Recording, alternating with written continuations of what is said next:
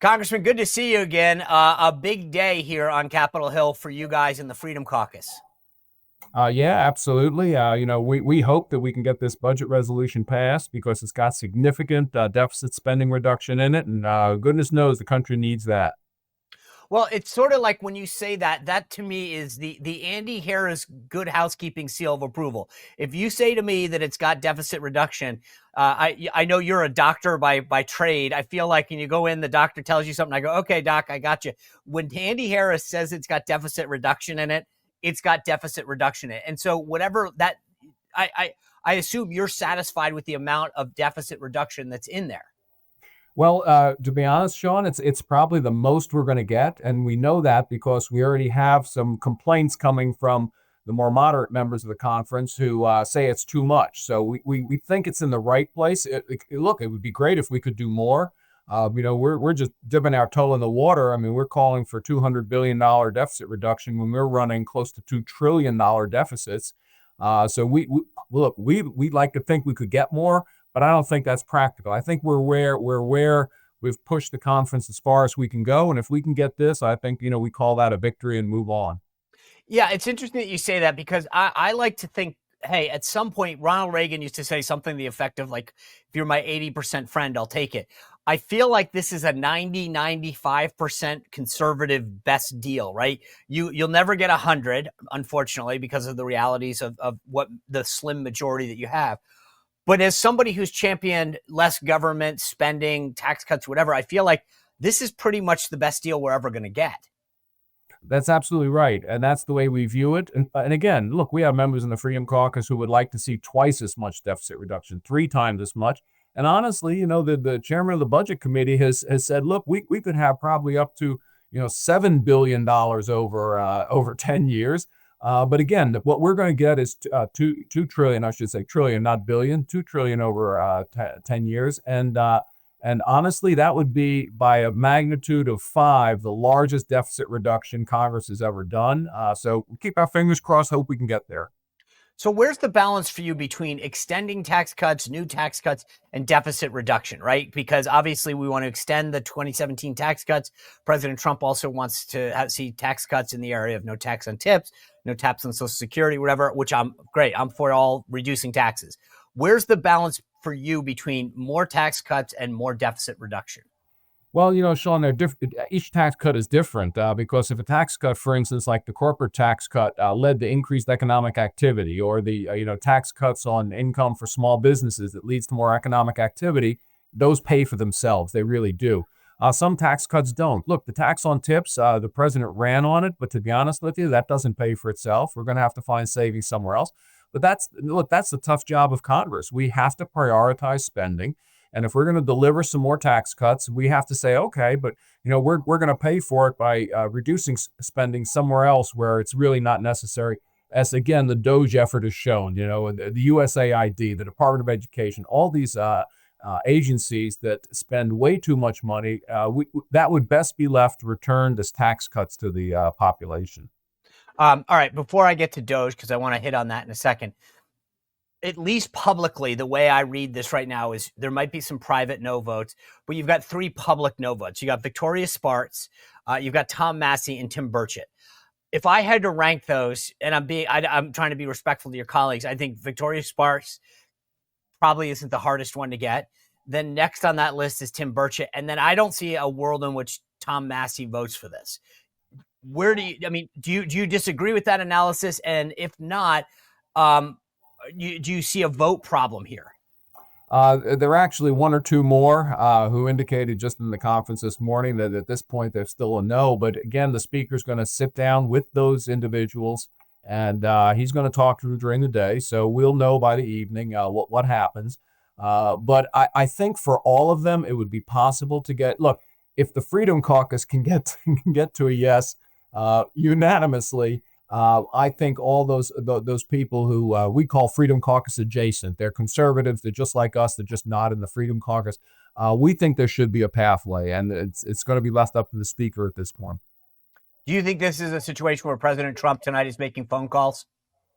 I do think if he has to make one or two or three phone calls, I think he'll make them. I think, he has tweeted out over the past couple of weeks that we have to balance our budget. We have to make a real effort at that. And I think if he calls some of those individuals and says, "Look, I'm with you. We need. I'm committed. We're going to find savings. We're going to make sure the Doge continues its work. We're going to look for inefficiencies, waste, fraud, and abuse. Program expansions during the Biden era that have to be rolled back." Returning things, we like to talk about just returning things to the pre-COVID level, because I think most Americans just want to get back to that America, the pre-COVID America. And to be honest with you, if we did that, if we did just that we'd be spending $1.5 trillion less, even accounting for inflation. That's ridiculous. So for people who are watching this from afar, they hear that the Senate's got a different budget that they're putting forward. You guys have what President Trump calls a big, beautiful bill. What is the case for the House bill and against the Senate?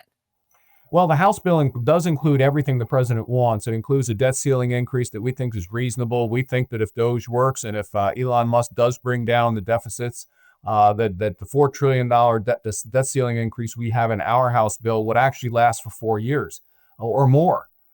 So we think that that's reasonable. We obviously include the tax cut extension. We include spending reduction. We think it's got everything that you need, but it needs 200, and today it'll need 218 votes in the House. And if we can get there, that's great. If we don't, then the Senate plan, I believe, becomes the plan B, because we have to move something. We have to get funding to the border. Our border folks are doing a great job securing the border, but they're running out of money. America wants that border secured, and we have to deliver that money. So if this big beautiful bill gets stalled, I think it's time to move on to Plan B, which is a very skinny bill. Pass it quickly, get the president the border so that he can deliver on that promise. So one of the concerns that I have right now, and I've been saying this, I've written about this, is there's a lot you can do in executive order, especially in the area of the border and immigration. But what can be done can be undone by the next administration. And I'm concerned that if now that we have a Republican majority in the House and the Senate, don't act on immigration in particular, an issue that we've decried for decades, that it's going to come back to kick us in the butt. And so is there a concern or an effort underway to say, guys, let's take all these issues on immigration, on the border, CBP and ICE funding, et cetera, get it done so that when the Democrats, God forbid, ever take the White House back, we don't have to worry that they're going to try to undermine our immigration system again? Yeah, we definitely have to do that. But again, we could have all the good border law in place, but if you can't put fuel in an airplane to fly people back to their country because you ran out of money in Homeland Security, all the laws in the world aren't going to help. We got to deliver the funding, and then we have to turn to making permanent the changes that the president has suggested. And it looks like there are enough Democrats who read the tea leaves in the last election who realize that Americans actually want a secure border. So we might be able to do it through the normal legislative process, because we probably can't do much in reconciliation on the border other than fund it. But we can, again, through the normal legislative process, I think we can achieve the 60 vote threshold in the Senate. We're not going to get everything, but we're going to make permanent some of those things that the president is doing right now. Well, and that goes back to what we were just talking about. At some point, I would view this as going back to the Reagan philosophy. If we can get 80% of what we want on the immigration, changing the laws to codify some certain things, we might as well pocket that win while we have a guaranteed majority. That's absolutely right. I think we have to be pragmatic about that. Again, getting 50, 60, 70, 80% of is much better than getting nothing, because that's what we have right now. And we do have to look systematically at all the executive orders, all of them, and see what we can do and the vehicle we can do it in. Because obviously, I think the border can be a freestanding bill. It won't get everything, but it'd be freestanding. But some other things might have to be included in must-pass legislation. The appropriations bills, the NDAA. You go down the list. The farm bill. We can tackle some of the immigration issues in a farm bill, for instance. So we have to look at the ways that we're going to make as many of those executive orders permanent. And I think there is a window of opportunity here, because I think the president enjoys broad support in what his efforts are at changing the way the federal government works. knowing that you would need 60 votes in the Senate for making many of these things permanent, is the philosophy that you share right now felt by the other members of the Freedom Caucus? In other words, do they say, yeah, you're right, we got to pocket what we can, God forbid that we don't know what the future looks like? Or are they saying, if we get 100%, if we don't get 100%, it's not worth doing?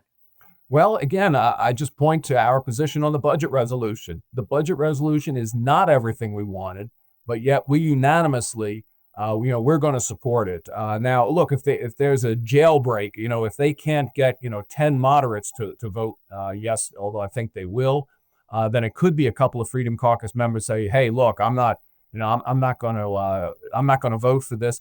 But I think right now we are not going to be the votes that would defeat this budget resolution, even though it's not everything we want. Okay. So you brought up Doge. The first thing I just want to ask you is, as a Maryland congressman, I assume, and maybe wrongly, so correct me if I'm wrong, do you have a high percentage of federal workers in your district? I've got tens of thousands of them, but I have 700,000 constituents, the vast, vast majority of which want the federal government spending and efficiency, made better. So yes, there are going to be some workers who are in my district who are not going to have jobs probably. But as I say, look, the president wants to decrease the regulatory state, and if you decrease the regulatory state, you don't need as many regulators. That's just the way it is. The government employees do not add to GDP the way a private sector employee does. For instance, working in a manufacturing plant or in a service industry. So again, for the long-term good of the country, we have to say making the federal government efficiency is actually a good thing. It will be painful for some people, no question about it. Anytime anybody gets laid off, it's painful. But in the long run, we have to do what's for the common good. And again, we have to control government spending, the size and scope of the federal government, decrease the regulatory state. And that means you don't need as many regulators. I've brought this up in the past, and I have my philosophy on this, but there's a lot of people who take issue with the tactic, I'm sending out an email to everyone, or I'm making, what do you think about how they're going about this? Well, anytime you do disruption, there are going to be complaints. That's the way it is. That if you go to a business school and they teach you about change, they will talk to you about disruption and how there is pushback. No matter what you do, when you disrupt and you provide change in an organization, you're going to get pushback. We're seeing the pushback. Could it have been done differently? Yeah, maybe. But again, the president only had. We hate this. It sounds silly, but the president only has 4 years. Right. No, I'm with you. I think that's the point. Yeah. That you got government has a way of stalling.